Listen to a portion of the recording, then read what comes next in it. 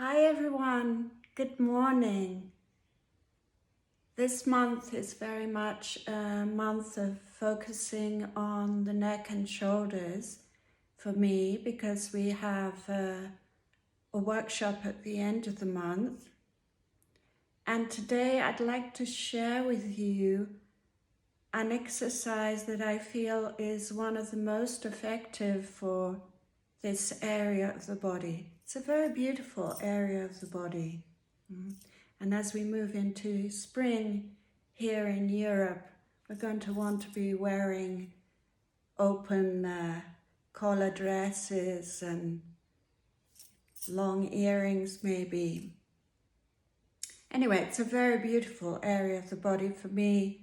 I've always asked my students to put their hair up so that I can see the back of the neck, so I can see the shoulders.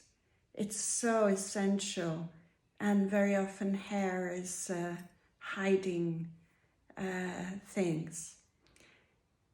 Anyway, this is an exercise taught to me by Lena Trifonopoulou, who is a very, very dear friend and my mentor, one of the most important people in my life. It's based on fascia release, and it has a lot of wisdom. It has 3 parts. For an exercise to be healing, to move you into a different space with areas of your body, your focus and your relationship with your body needs to be perhaps different than usual. The way you think while you're exercising can affect the exercise by 25%. That's a lot. So this exercise is slow because it goes with the rhythm of the fascia, which is approximately 15 seconds, like a slow breath, very slow breath. That doesn't mean to say that later on you can't move or exercise dynamically. The exercise is in 3 parts. So for the first part, you take your tongue and you place it behind your teeth, behind your gums, onto the soft palate. Don't go too far to the back. And there's a little line there, you'll feel the center there. And what you do is you press your tongue very gently up towards the crown of the head. This is an ancient yoga technique. It's very powerful. I believe it's used in Tai Chi. So you don't need to be harsh. You press gently. And that has an effect on all the diaphragms of the body. While you're pressing the tongue gently into the top of the mouth, what you're going to do is gently lower the chin all the way down towards the collarbone. Okay, so when we've got all the way down, we're going to have 15 seconds before we move, as we move into this next stage. So we count a slow 15 as we gently lift the chin, soft shoulders the whole time. Better to keep your eyes closed for this type of healing movement.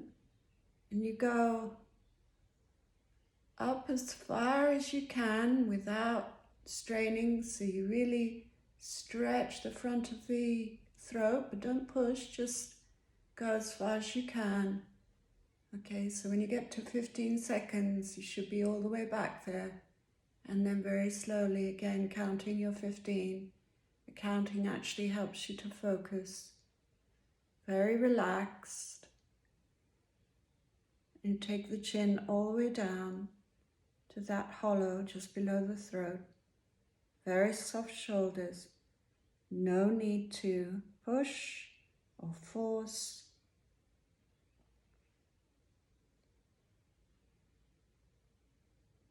And as you do it, we do these 3 to 5 times. It doesn't need to be more.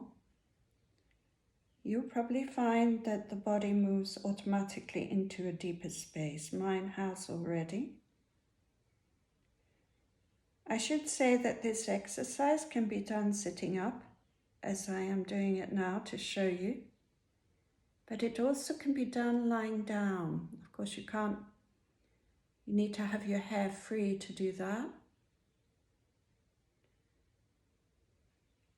Lying down, of course, it's nice because you can surrender the weight of your body, the weight of your upper back as you do this. So it's more relaxing in a sense.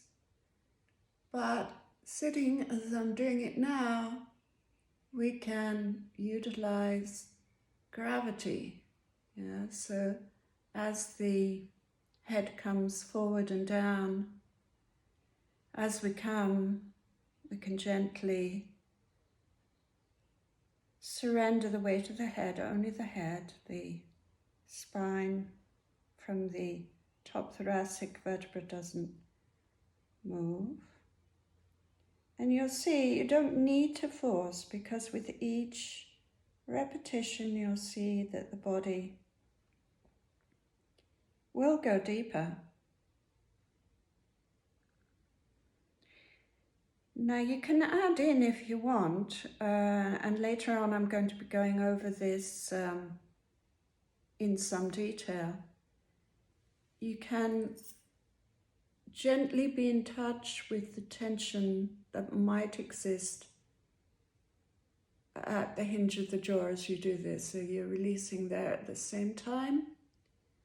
And I'm going to stop talking for a little bit so I can also do it with my tongue.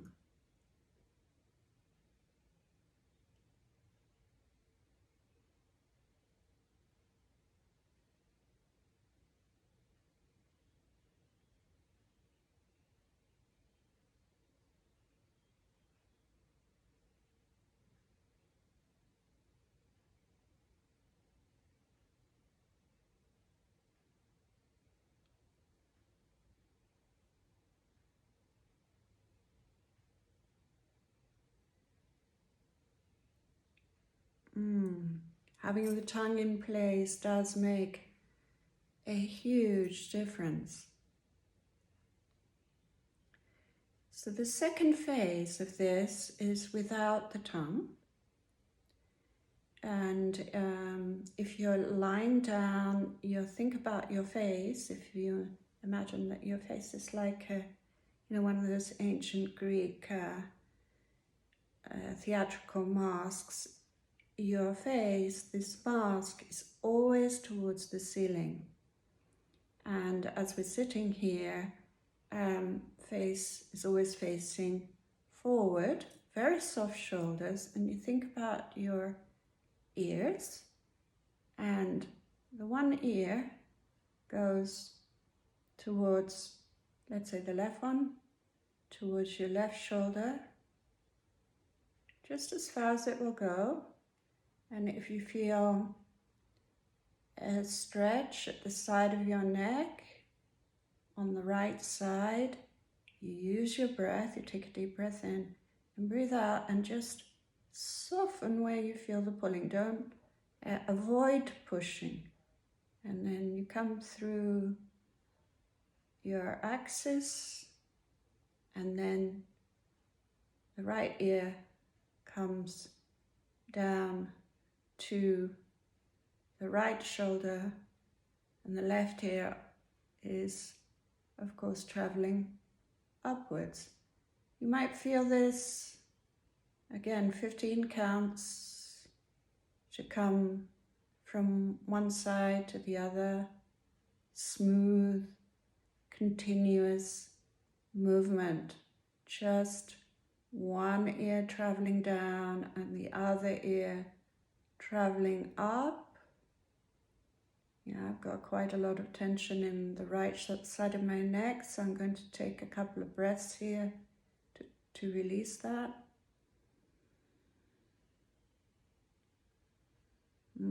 I can see it's related to my jaw, so relax my jaw. Yeah, you can see that I went further. And then 15 counts for me to pass through that point where my spine is hanging, and then going to the other side, which is actually very different, but I don't need to judge that. When I come there, I notice any areas of resistance. I'm not going to push, but I might be able to soften somewhere. And again, you do that 3 to 5 times. So the movement is only, if these are your ears, the movement is only up and down. One ear goes up and one ear goes down. Yeah, one ear goes up, the other ear goes down.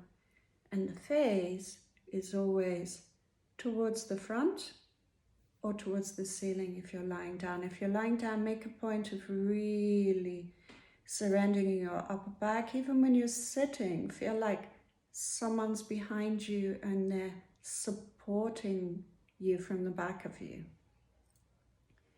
So the last phase of the exercise is with the shoulders. So you're still sitting on your axis, and think about the tip of your shoulder. Imagine that you have a string that's going to pull that shoulder up towards the ceiling.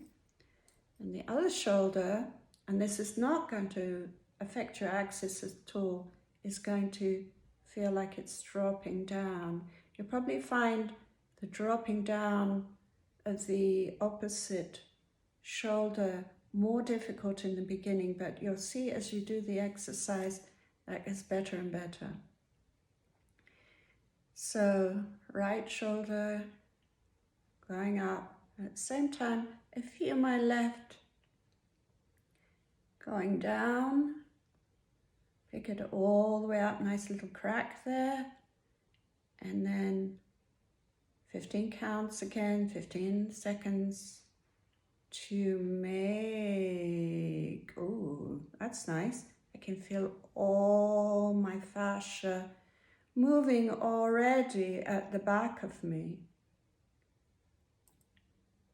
Yeah, I keep that feeling of being supported in my upper back. No strain, no need to strain.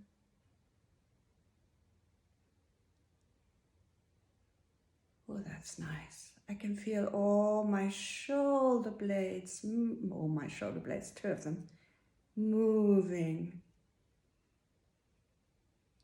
Ah, that feels good. Okay, thank you.